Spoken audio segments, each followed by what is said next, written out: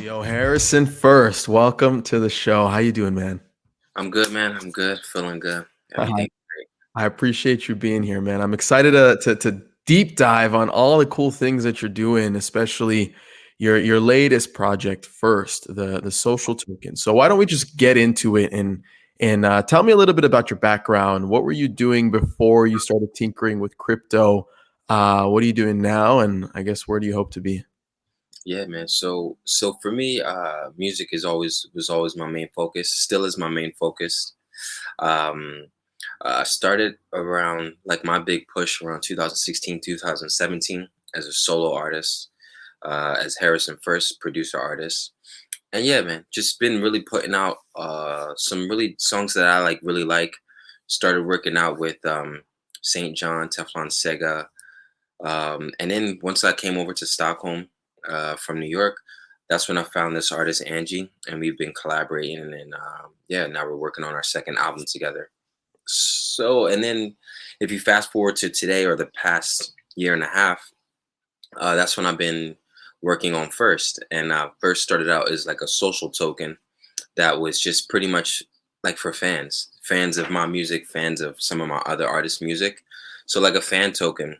But then as I started to do more research, figure out, how to add value to First, that's when it's like, I would say a social token with some pretty cool utility behind it. And one of the biggest components is First Audio, which is attached to First. And now it's just pretty much taking that to like another level and working on more partnerships. Nice, man. I feel like the more people that I talk with, the more I realize like COVID had a really big impact on people's creative process and the things that they experimented with. And a lot of people got out of their comfort zone, especially with the rise in crypto. I guess what attracted you to the social token space initially? Like, were you already playing around with Bitcoin and Ethereum, or did you just jump right into First? Like, what's that crypto background like? I mean, the background in the beginning was pretty scarce, bro. My first introduction was social tokens, and then it was really getting into Ethereum, and that was the blockchain that I was pretty much like obsessed about, just because I thought it was just a super cool world where it wasn't just like it wasn't just a currency. It was like worlds. Obviously, it's like a world built on a currency and a blockchain. And then that's when I started to dive into like NFTs. And then, bro, I just started to spend so much time in it, where it started to become 50% of my time, and I was starting to cancel like music sessions because I was like really trying to learn more and get more into it. And that's really because like in music, like you could spend a lot of money in music and think that you're doing something extremely creative in music, but there's still so many channels that kind of determine the visibility, even though you do have more control than you had before. But it's just that now, for me, when I look at social tokens and NFTs and just this whole space in general, it feels like you can get more appreciation for innovative ideas. And that's pretty much my where my obsession comes from. So you can see like the immediate like value and purpose of something that you do, if it is good, and you can also see like the sudden detractors if something isn't good enough. And do you measure that based off, I guess, what people buy and sell and how much they hold and how much they quote unquote invest? How do you measure that? Yeah, for me, I look at there's two things I look at right now. It's pretty much like my Discord community, so the first club. So I always look at like how many people are dropping off, how many new people am I getting, to be a part of this special community, a community that I think is special. And then I also look at something from First Audio, so I can see how many people, how many new wallets, or how many new addresses have connected their wallets to First Audio. And with First Audio, you need to hold 1,000 first in order to have access to a library of music to use in your NFTs. So I can look at that and see, how many people just, maybe they're done with First Audio, so they want to sell their first, or people who just been there from the start, man, and they just really believe in it. So I gauge it based off of that, and also some social engagement. But when I look at Uniswap and whatever, I don't really gauge that because I don't use that as a gauge point. Because because it's I don't think it's purposeful. You're talking about the actual, like, the financial Yeah, number like itself. yeah, Yeah. people like selling and buying, like buying and selling every day. I mean, that'll always go up and down and down and down and down and maybe up, up, up. Yeah. It's not really a good point for me to measure like my usefulness of Sure. that. Yeah. Do you think your fans feel the same way about that? The people who were in from the beginning, and also the people who kind of like really understand what I'm doing, like what I'm trying to do, it can take a bit, some time because even though it is a social token, I want to look at it as like as also a platform, like similar to other like really great platforms that I think are great, like Rarible. Um, I think Rarible, mostly I say Rarible because I always look at them as like kind of a pivotal point. Also, Whale Sure. Community, I like them a Yeah. lot because they do something special. But any platform pretty much that has like a strong community, those are the people that I'm kind of like aspiring to be. So I think some people understand it, and then it's my job to continue to remind people like, yeah, it's not just a social token, or like maybe it's not something that is short term, it's more term, it's more of a long term type of thing that I'm trying to do. Yeah, how do you actually approach community building? Like, how do you rally people around first? What do you find, I guess, people being attached to or interested in when they initially join the community? Is it primarily you? Is it what you're trying to build? Is it what, I guess, what others stand for that it's attracted? Like, what do you kind of see being that major, point of attraction for many people who are in first? Yeah, I think there's like maybe like two or three different groups. Like one group of people, they're really like appreciative of like maybe some innovative ideas and somebody coming from music and spending so much time within this space. Uh, then obviously I have people that come in when there's like these giveaways, and they get hooked from those giveaways, and then they appreciate it. I share exclusive music, stuff that's not even out. um, I share snippets and I ask for advice on music from my community sometimes. So I mean, I've had people say like, "Nah, this is not good enough," or blah blah blah, and I take that into consideration. So almost as if some people are a part of the creation process. And I think there's a group of people who really appreciate that, like music lovers and innovators. Like they really love that. So that's been like one of the pivotal things. And then I have like my champions, people who are there, who are there for the like the games, the way to earn first. Um, those are like really big components, and they're really like my talking piece. The people who really, they'll retweet the content, they'll post the content. They'll try to direct traffic to what we're doing over at first. Um, yeah, and then you have like day traders that come in and out. Um, Yeah. yeah. Yeah, I guess I know you said the entry point to enter the community is 1,000 first, right? Is there some strategic, I guess, conclusion you came to that you're like, all right, 1,000 is like the right number because of X, Y, and Z? And even more so, you were talking about the different layers, right? The different types of community members. Do you kind of like fragment them based off how many, or segment them, excuse me, based off how many tokens they're holding, right? How do you look at that? Yeah, so the entry point to the first community, there we tried to do something where it was like 300 first and you have or 1,000 first and you have access to everything. So that's like monthly airdrops, giveaways, um, just just access to things that regular people wouldn't have access to. But then we dropped all of that, and anybody has access to the club on Discord. um, but it's the thing when we said 1,000 first is just that obviously the more people holding, the better it is for the entire community. And then the plan is to slowly increase the amount that you need to hold to have access to certain things. Um, but I think when I try to do that for like have 1,000 first as the entry point for everything, I think I was blocking out people who had potential to be like really big benefactors in the social in our first community. But they just didn't have the means to have 1,000 first. And after some time I said I don't want to block them access. So there's like a general group where anybody can congregate in the Discord community. uh, and yeah, it's all good. We have like level ups, which are ways to earn first. Mhm. but so you don't need any to hold a certain amount of first to do that. Um, but yeah, I just thought that 1,000 would be like a good number. It wasn't really too much like mathematical algorithms Just a behind it. solid number. Yeah. It's a solid number. I Yeah. said, let's do 1,000. You know. No, I like that. You know, the more people I talk to, the more I try to understand what's their strategy for creating these like access groups, right? And Yeah, how many tokens they hold. And I keep coming to the conclusion that it really depends on what the token is trading at, right? Because if the token's trading at $1, you're obviously not going to charge people $1,000, depending on how exclusive the club is and what you're yeah, offering, right? yeah. But on the other hand, right, if I remember correctly, I checked last night, your token was trading about like half a cent, right?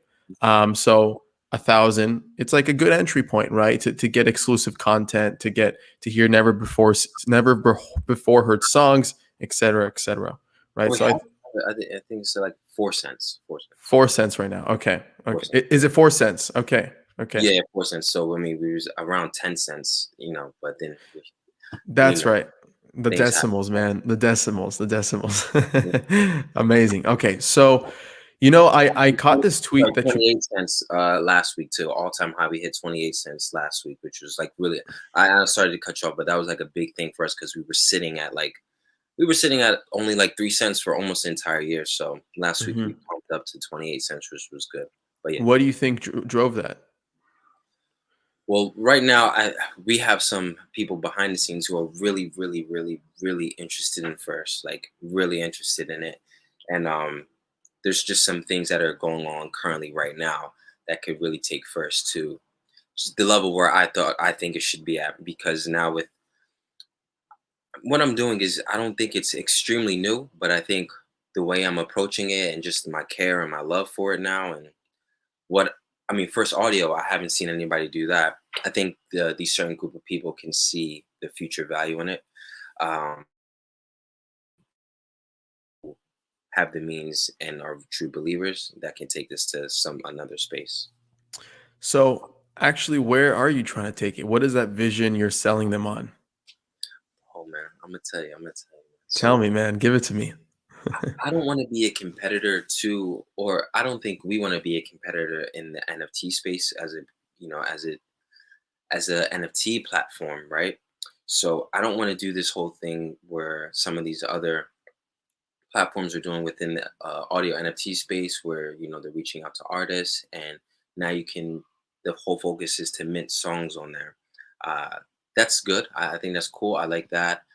Audius is doing something kind of like very innovative as well. Wearable and Super Rare and all of them are doing something really innovative.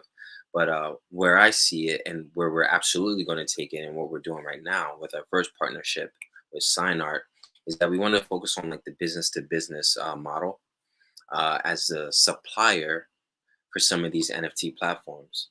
So what you have is like there's a ton of amazing NFT creators, but a problem is that they want to dab into the space where they can use music and not have any issues with using the music. Some people have, they have friends, or maybe they do a little bit of music here and there, and they can put music in their NFTs. But other times you can run into some copyright issues. You can't just take stuff off of YouTube or something and put it Right. in your thing, because obviously there's going to be licensing issues. So what we're doing is that so far I'm the guinea pig, and I have with First Audio there is a vault of music, all instrumentals produced by me 100%, that is token gated, obviously by Mintgate, which is another collaborator of mine that does really well with token gating. And all you need is 1,000 first. You have access to the vault, and you can download as much music as possible and use that and incorporate it into your NFTs. No Hmm. additional cost, no nothing. You just need to hold first. So I was like, yeah, this is cool. Some people hear about it via word of mouth. I also advertise it on social media a little bit, even though we can go a little bit harder. But then I said, let me take it a step further, and why not just partner up with some of these platforms that I feel like it could be a win-win situation, where you can be able to supply music, or I guess the option of music to the people who use your platform, and then you have me who's able to produce all that music. So it's like you add, there's like added value for some of these NFT platforms. So right now we're going to partner up with Sign Art, which is on, I think, Waves blockchain. And it's as simple as like you hold a certain amount of waves or sign, which is their currency, and now you'll also have access to that vault.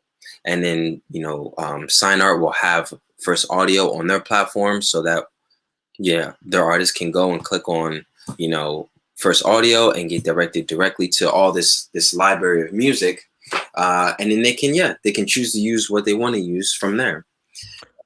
That's super cool. Yeah, I haven't heard of that model before. I know Whale has like their huge vault of art, right? That they constantly audit, but it's a completely different model, obviously. But when you're talking about a vault of audio, right, that's solely accessible by holding an X amount of tokens, it's an interesting model, and it's a very Web3 type of business model, right? Where instead of, so what I'm understanding, you don't need to pay additional first to download the music. So you could actually hold first, download the music, and then sell first too. You could get out, right? Or do Yeah. you have any restrictions as well on that? Well, if you get out, then you just don't have access to that vault anymore. Do you lose the copyright ability also to use the music? No. This is right now, it's still really much Wild Wild West, Yeah. Obviously, people will take advantage of the system, but people who want to continue to get this updated music which comes out each week, then they're going to want to hold first if they're really trying to be like create amazing like NFTs and have access to music for as long as they want. The most successful NFT artists that I've come across have really done a great job integrating the audio and the visual side. And I don't think people realize the importance behind that, because when they think of NFTs, they think of, why are people just buying this JPEG or this MP4 file, right? They forget that it's intertwined with an audio layer that really either complements the entire piece within itself or is a main driver behind what that piece is trying to communicate, right? So I guess from your point of view, when you have these new artists coming to your vault, quote unquote, right, this beautiful vault that you created with all these different MP3 files, what if they can't find something that kind of pertains to the image, the energy, the vibe that they're trying to, I guess, communicate to the end user? Can they reach out to you specifically to do a more personalized collab? How does that work? Yeah, I mean, right now I was working a lot with Rari Boy, Dutch Tide, Crypto Sultan, and now recently there's going to be this one guy Lux who's really like blowing up in New York City, like just had a billboard in Times Square. So some people I do that's why I'm also an audio NFT creator, because I do collabs with people that I think are like that I think we could benefit from each other. I think my music speaks to their work and their work can speak to my music.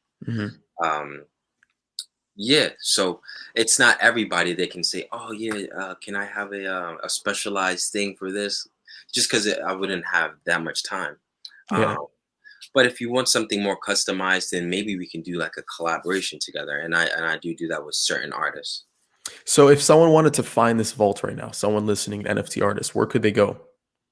They can just go to JNRYFirst.com/first audio. Got you. And then when they get onto the site, they'll see like like a drop down menu. How does it kind of look like? Actually, can I share my screen? Yeah, go for it. Yeah, let me share my screen. I think people who are going to be listening to this through audio are going to have to go check out the YouTube video, but in general, yeah, go for it. I'll add it to the screen. Boom. So do you see that? Yeah. First audio? Yeah. So one option is to go to JNRYFirst.com/first club. This way you can at least get to see what works. And then we have a demonstration video here where it kind of just goes through it.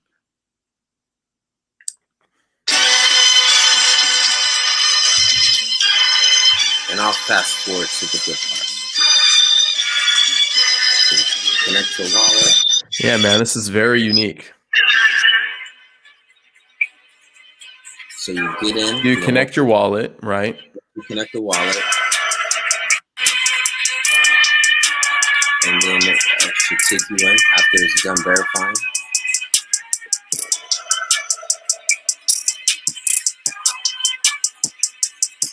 So now you're in the vault, and Okay. this is what it looks like.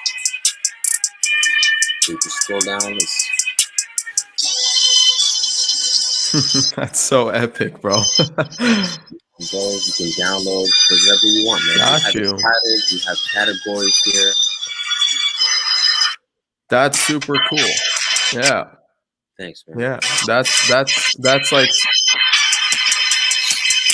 Sorry about that. no, all good. That's a really interesting concept. So really all it is, it's like a web page with a bunch of different files on it that's gated using Mint Gate, right? From what I understand.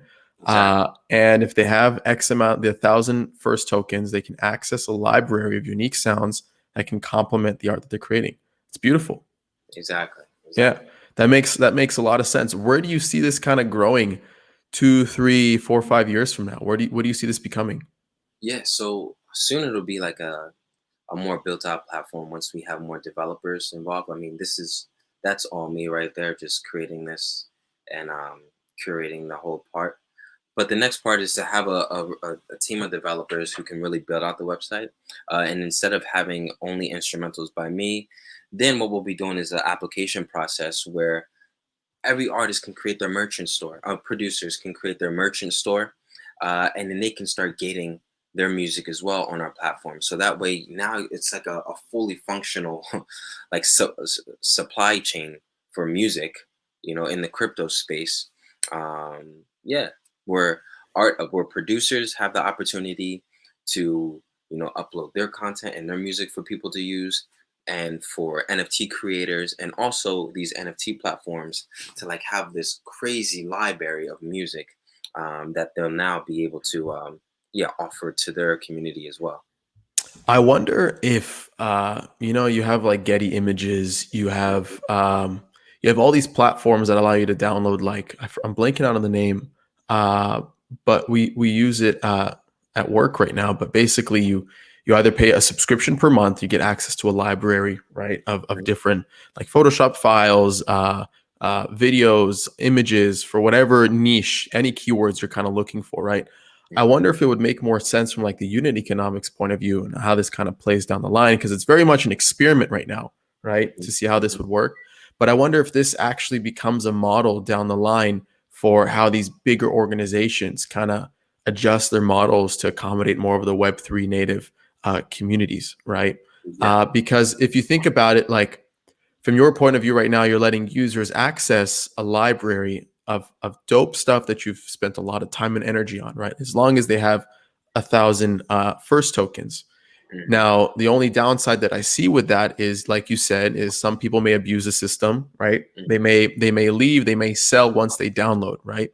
And I wonder if there's any way to integrate in the copyright laws, quote unquote, right, where it says once you sell your first tokens, actually you don't have the right to use the songs anymore, right? So it actually Yeah. incentivizes people to hold longer versus like you limit that option for them even to try to go against the system in a way. Yeah. That was one way. I mean, but I feel like it's just so like this space is just so wild, man. People will do whatever they want. Like that's the whole point. I want to still keep it like that whole concept of decentralized and just like kind of not too much, not too much emphasis on like the rules. Like a rules type of thing. But but but what I want to also do is maybe have something where it's like depending on how many first you hold, you have a limitation on how often you can download per month. So that's something that I'm like, obviously, I cannot do that on my own. I don't know how to like code that or something. But that's where it would be like phase two, where we, actually do have the developers that can maybe look into that, where it's like, if you hold 1,000 first, then you can download, once a week or twice a week to kind of like limit the abuse. Where I know some people might want to just, get it for a meantime and then sell. But yeah, I know that's like that's going to be the main issue, like kind of figuring out how to withhold that abuse from people. Yeah, it reminds me a lot of a friend in a project that he put together. His name is Joey Ängie. So shout out to him. He basically worked with Palace from 808 Mafia Mhm. to create 300 beats, which these 300 beats were were basically tunes that Palace had already created. He just never used, right? So he was just trying to find a different way to kind of repurpose them and sell them. But what he did, he had 300 beats that he previously created, and he created NFTs for every single beat. And from there, he basically told his fans that they had the opportunity to buy and use one of these beats. But the way he did it is he had a lottery mechanism. So basically, people when they enter the actual platform, right, they claim their interest, right? They connect their wallet, whatever. They pay the money, or I don't know exactly how that process went, but the whole point is that the NFT audio that they would get would be randomized. So you wouldn't know which one of 300 you'd be getting only until after you buy it, right? So when you bought it, you actually had 100% ownership to it and the copyrights to it, and you could do whatever you want with it, right? So it's similar to your model where you have full copyright ownership as long as you hold an X amount of tokens, right?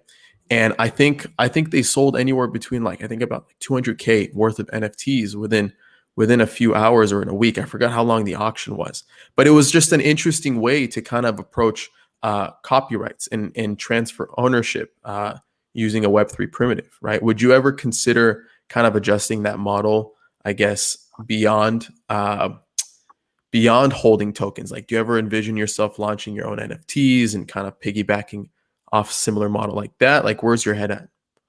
With NFTs, yeah. I mean, Yeah. I've released NFTs already, like before. Um, I think, yeah, we've released NFTs before, and I've incorporated it with like actual releases from my projects. To be honest with you, so I did I think even I mean, what you just mentioned was actually that's a good idea, doing like that lottery thing. I've seen like graphic designers do that.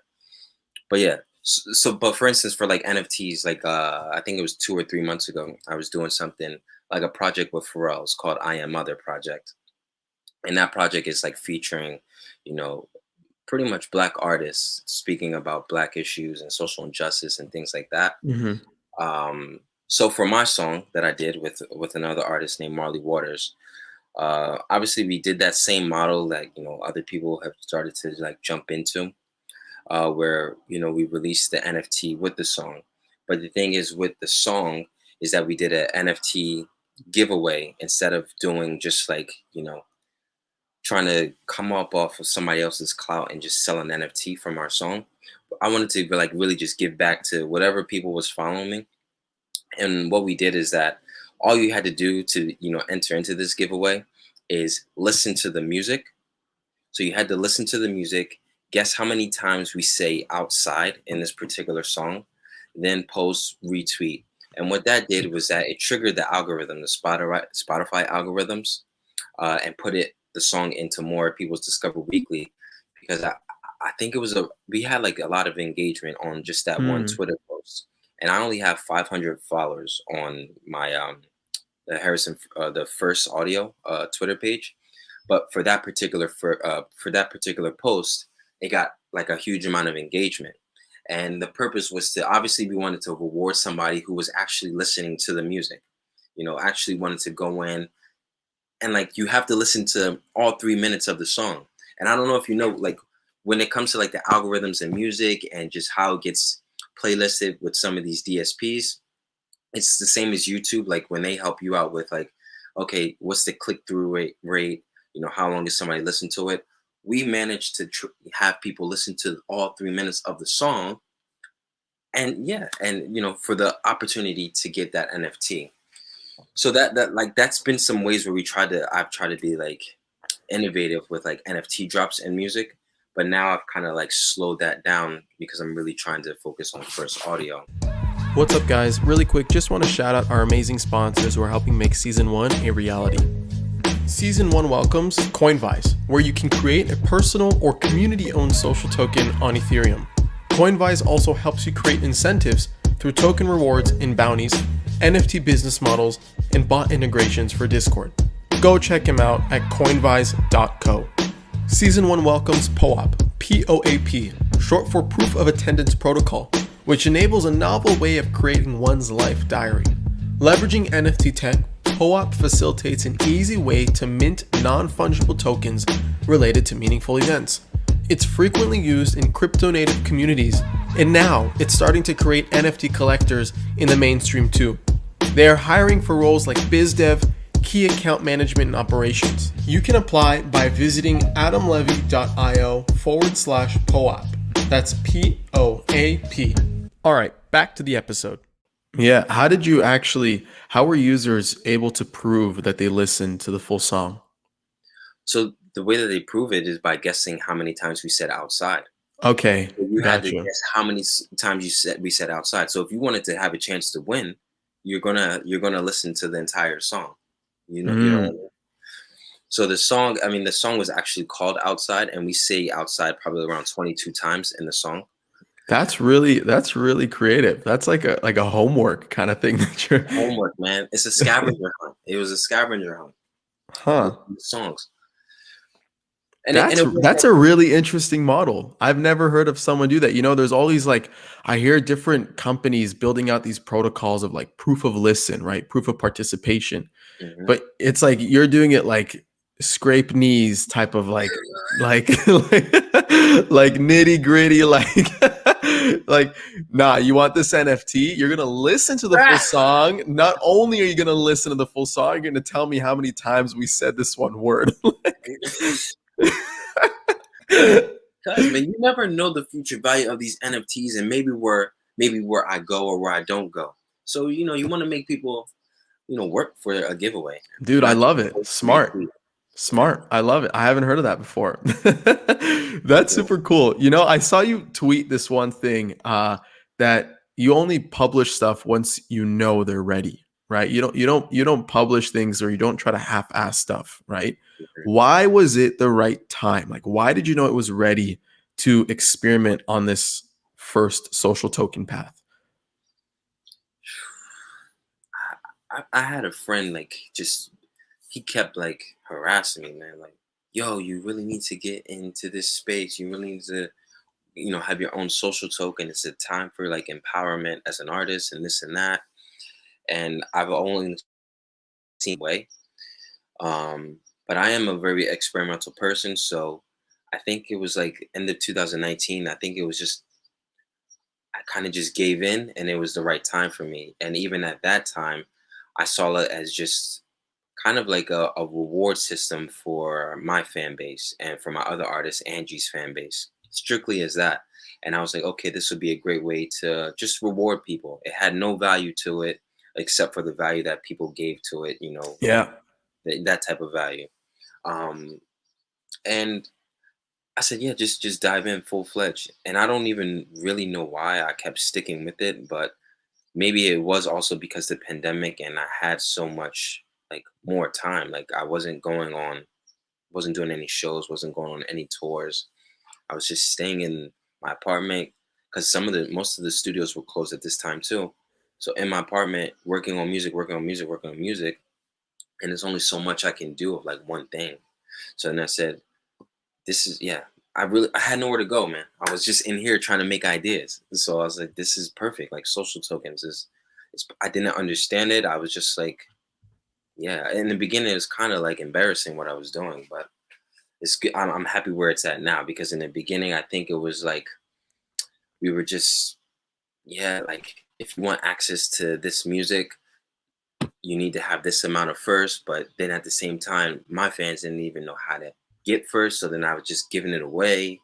So it was kind of a weird system in the beginning. But I was like, let me just keep sticking with it. And people were helping me out. And it kind of like came to where it's at now. But yeah. Yeah. Did you approach because like you said, these are valueless tokens. Humans like to be rewarded for doing stuff. It's like I remember back in elementary school, like teachers would give out like scratch and sniff stickers, for like for like a Yeah. job well done, right? So it's a very like similar thing as like giving a dog a treat for doing a good action, right? Yeah. Um, when you approached and started, I guess, building out the foundation for First, I know you talked about it, like how can we reward people, but at what point did First audio come into the picture? Was it we have this interesting concept of creating a vault of music, let's do a token around it, or let's first do a token and see what comes from it? Yeah. It was the token first. It was the token first. So I just jumped right in. Yeah. So token first, and then I was like, let's discover some stuff out from there.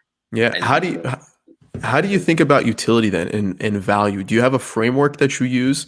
Like, is there, because a lot of people, like I said earlier, like they just launch these tokens, hopefully it picks up traction. There's a network effect that really grows the token as long as people hold, as a community. But you need to create utility from it. Obviously, you have an amazing use case with this audio vault, right? Mhm. But how do you approach value and utility creation? I guess from the point of view of if other creators are trying to do it, like is there some type of path that you followed, questions you asked yourself to kind of determine this is what's going to derive first value? Like how do you approach that? Yeah, I just look at what I'm good at, and I see, okay, what value can I add to people's lives? What community can I like? How can I add value to this specific community? And then you just go from there. But you have to like experiment. First, it was just first with me, it was like fan token. Then it got like really heavy into NFTs. But a lot of the NFTs that we were creating, it was being sold in ETH, you know. And then I did some in first. So then you kind of just see what works. And I was doing a lot of like ways to earn first and give away first. And then you see people and they're like, well, you're giving out a lot of first, but there's no value being brought into it. Like, are you just giving away first? So then you actually have to listen to that feedback, stuff like that. So then that was like around, I would say, the end of 2020. I said, okay, well, what am I good at, and what can I consistently bring to the table to like really add value to a specific community? So I said, why not the NFT community? Um, and I'm not a good graphic artist. I'm really good at audio. So why not add value to people in the NFT community who don't know how to create their own audio, but they Hmm. want audio. They want to enter into the audio NFT space. So then that's when I just kind of like said, this is going to be the top utility. This is going to be the top use case right here within the NFT space. Um, yeah, and then who knows, man? Like I also have something where people can pay me in first to come DJ at maybe the Crypto Voxels event or Decentraland event.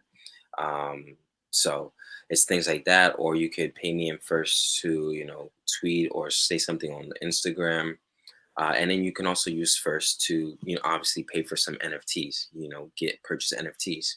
But like I said, like the number one use case is first audio. That's like the number one priority, and it just came from like experimenting, not taking anything personal that people were saying to me, and then looking at like other communities, obviously wearable sign art, Right.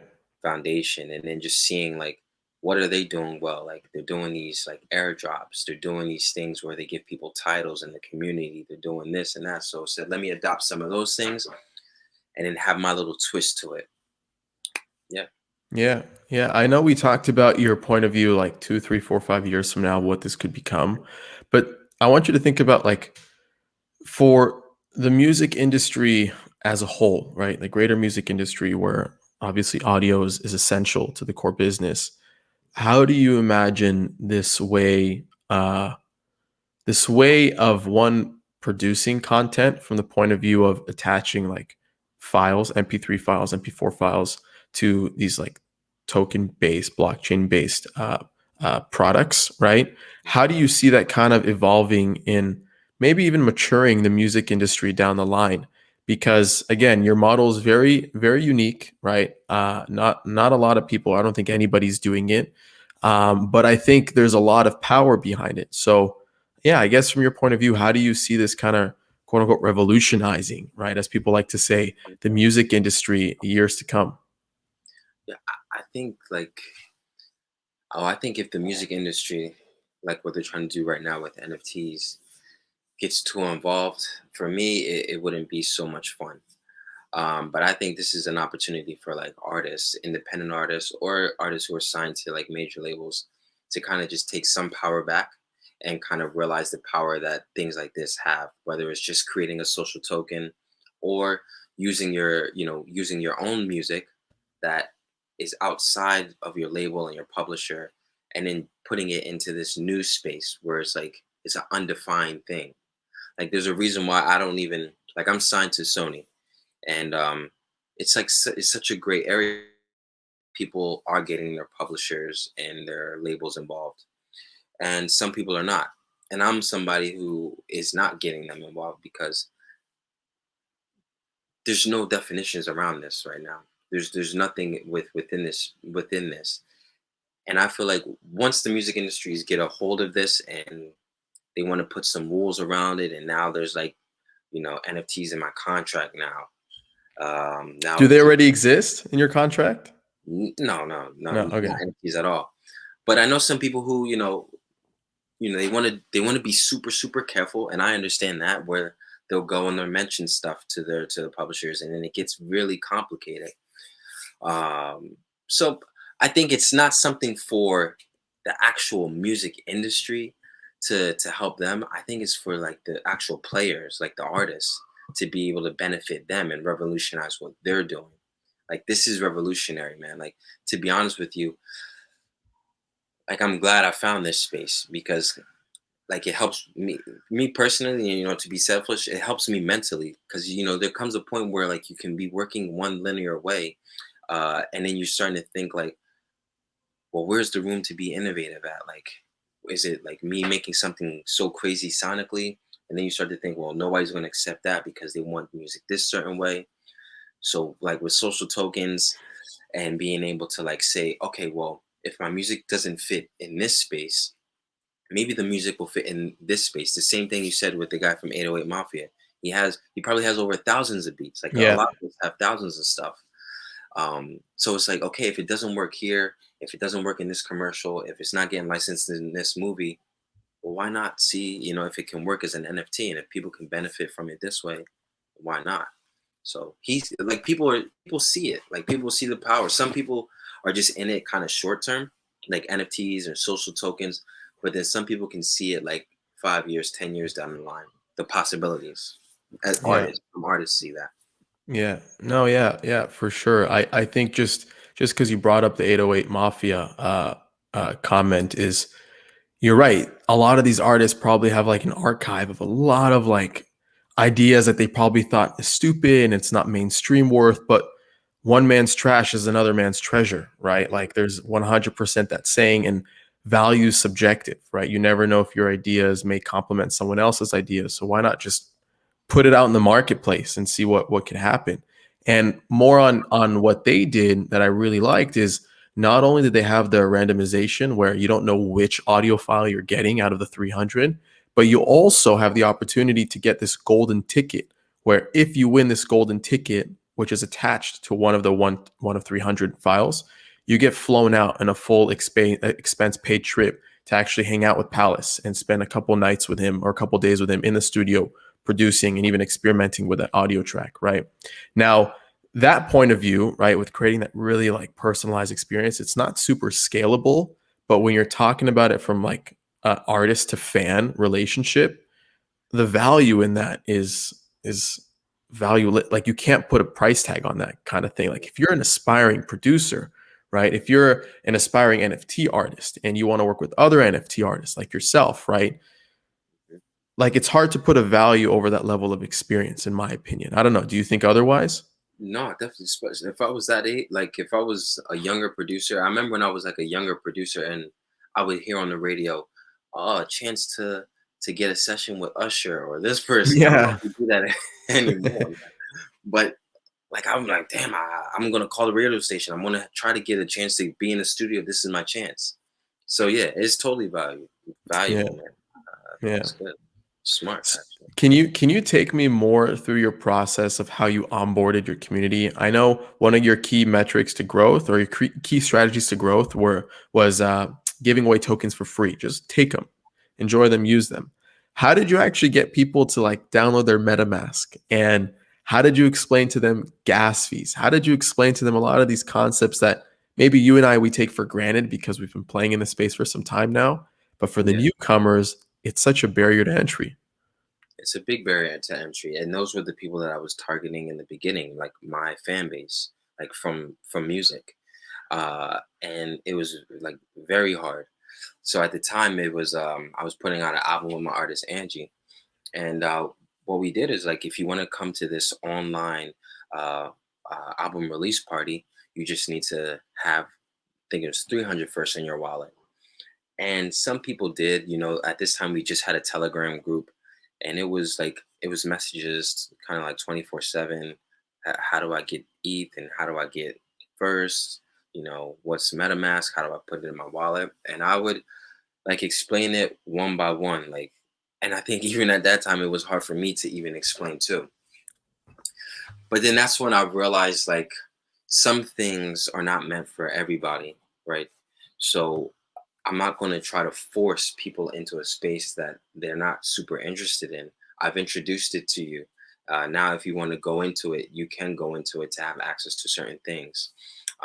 But to be honest with you, the people who gravitated to what I'm doing, they were already, I realized I needed to make my focus on people who are already in this space. Hmm.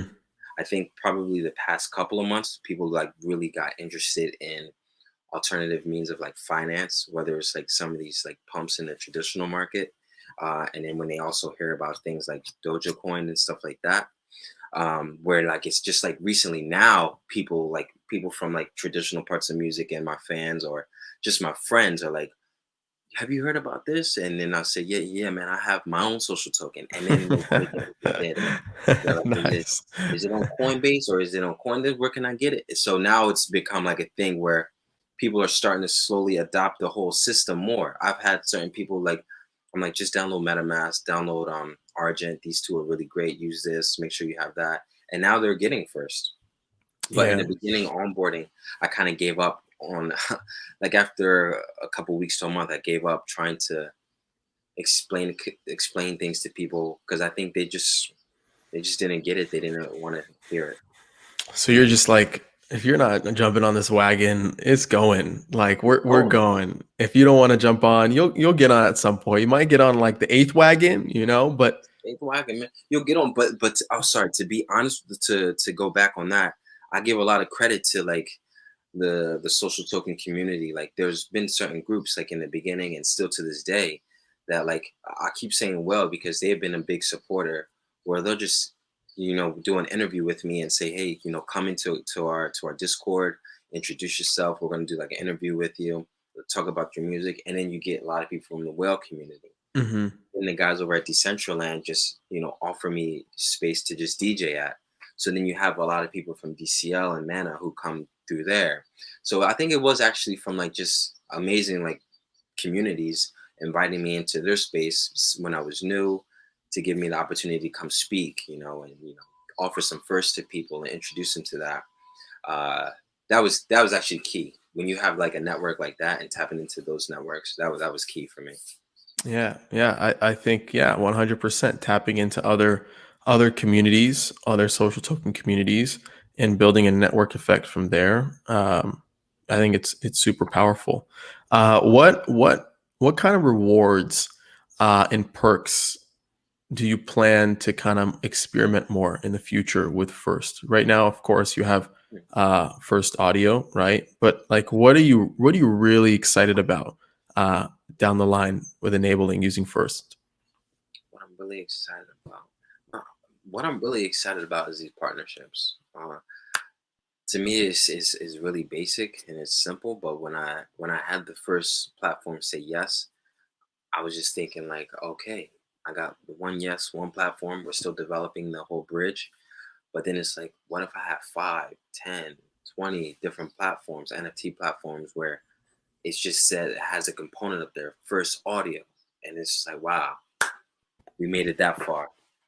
So that's like that is something that I'm really excited about. I mean, I've experimented on ways on like earning first, which were like I think was really innovative. Like I know I was the only one doing it. I know this for sure.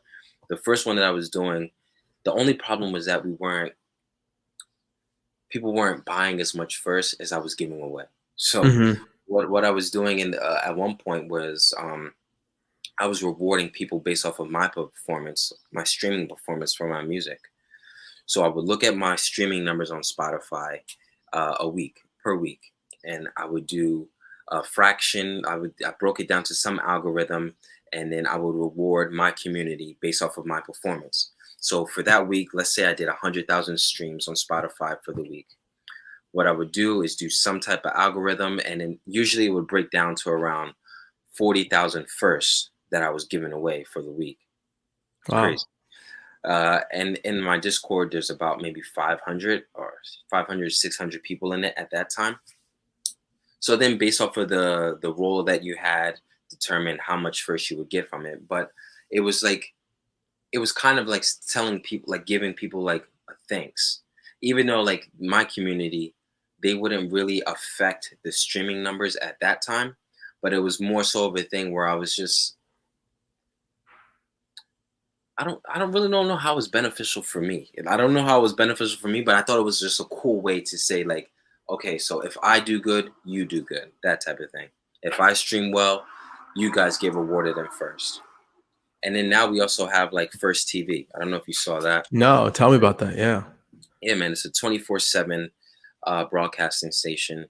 It's pretty much it's ran through another partnership that I work with, Omnisphere, where they pretty much allow me to be able to run on Twitch 24/7, and then it streams directly into my Crypto Voxel's house, as well as my website, and it's just a 24/7 feed of DJs, DJing sets from myself, interviews from myself, um, advertising some NFTs.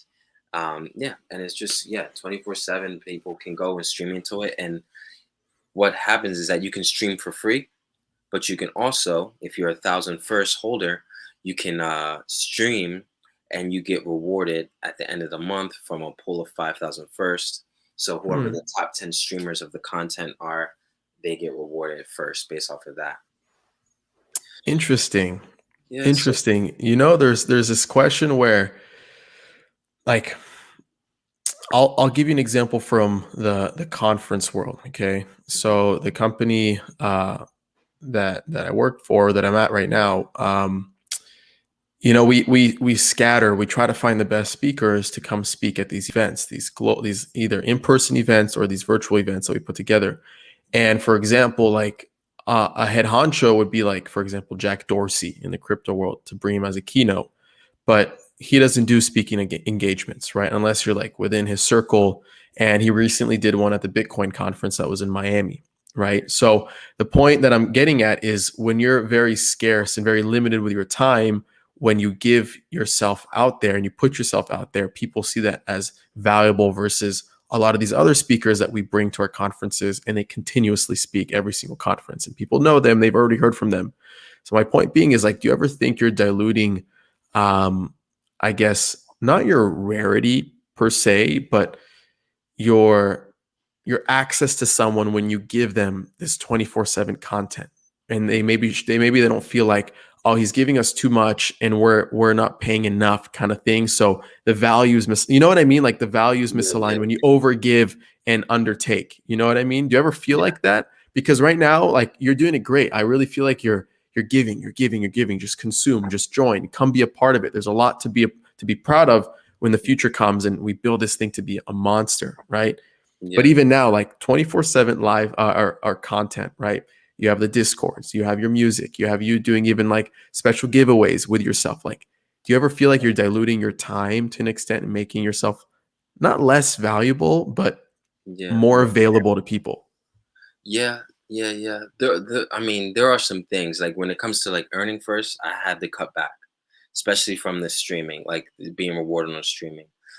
So I think that that is one point, but also, I mean, with today, I don't know if you look just on all social media platforms, it's really like out of sight, out of mind. And if you're not tripping up the algorithms, that's how I always think. If the algorithms are not being tripped, and if there's like constant engagement, then you're moved to the back of the line. So there can be people like a Jack Dorsey, a Travis Scott, a Drake, a Kendrick Lamar, who can disappear for 2, 3 years, not release one album. Tyler the Creator, not release an album, or The Weeknd, and then when they come out of nowhere, it's a special thing. Like, and they all do that model. You got Jaden Smith or whoever. Their whole Instagram is blank. Their whole social media is blank for like a year or two, and then they come out of nowhere and you miss them, and you miss that feeling of them, and it's like such a rare thing. But when you're at like an infant stage, and I would still say I'm at an infant stage, you need to do everything possible to gain people's attention. And then you can go and disappear later. They're going to miss you after a while. They're going to be like, he was always engaged. He was always here. He was always here. And now and people will start saying, "Where's Harrison First?" or "Where's First?" Why, this and that. And then the moment you appear and you pop up, that excitement will bubble up again. And then you do Mhm. it again, and then you can have more space in between.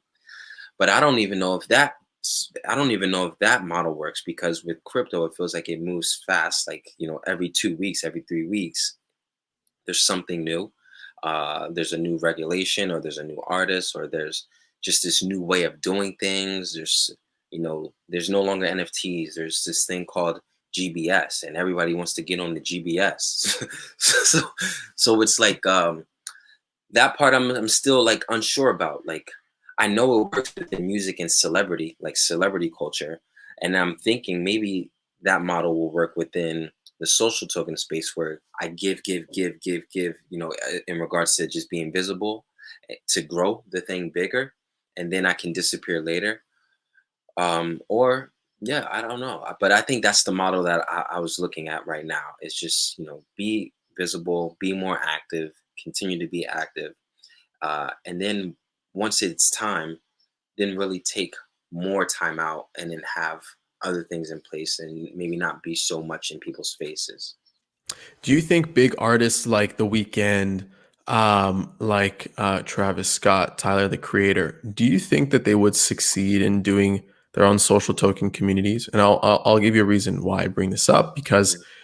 unlike you, you're very heavily invested in the day to day of this community, right? A lot of these other, like, let's disappear for 6 months, a year, 2 years, and then come back type of artists that have built that level of fame, I don't know. I personally don't know how involved they are, right? But I'd assume that they have so many other things going on that it'd be hard to nurture a community very personally the same way you do.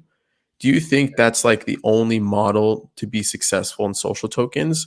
Or do you think there's other ways to do it beyond being so heavily invested like you are? Yeah, there's way better ways to doing it. Like, if I had, uh, it's literally me and one other person when it comes to managing everything. So if I do take the time out to build the team, such as Well, where Well has all these amazing, like, moderators and admins, to cater to all time zones, and then Well Shark can come in when he needs to come in.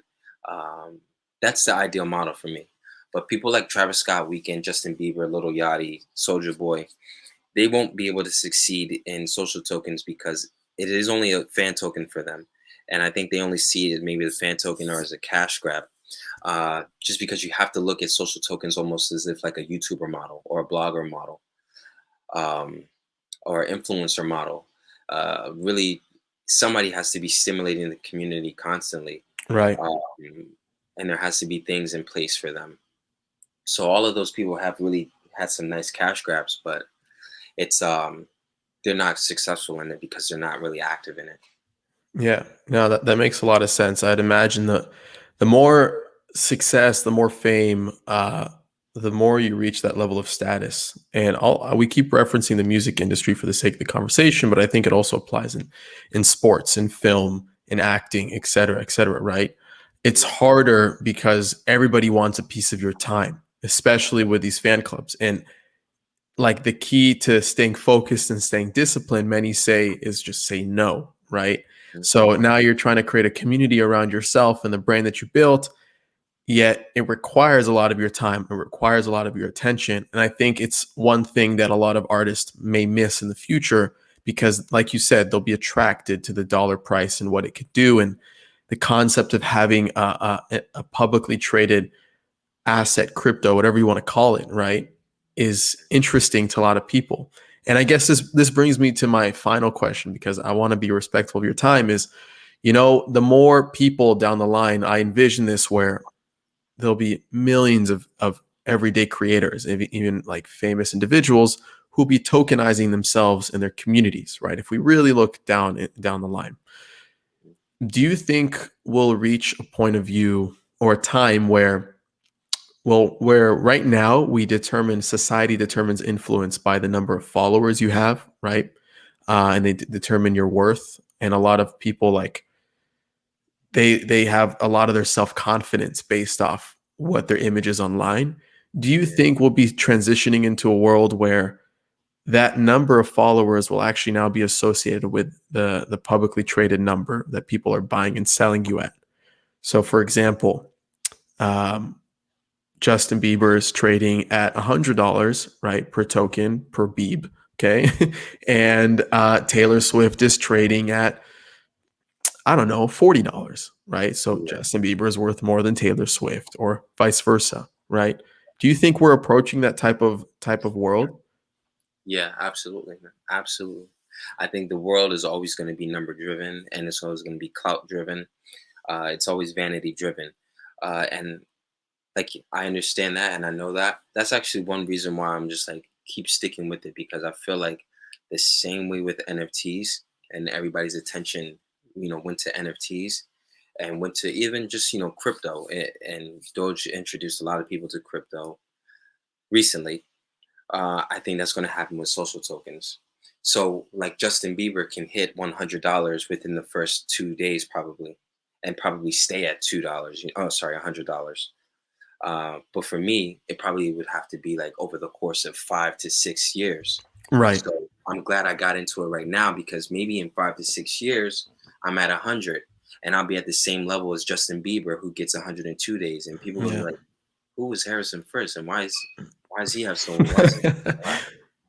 But and I think people like you and other like whales and people who like just are smart business people, they won't only look at the price; they'll really look at like, what does this token do? What's the utility behind it? What's the actual value behind it?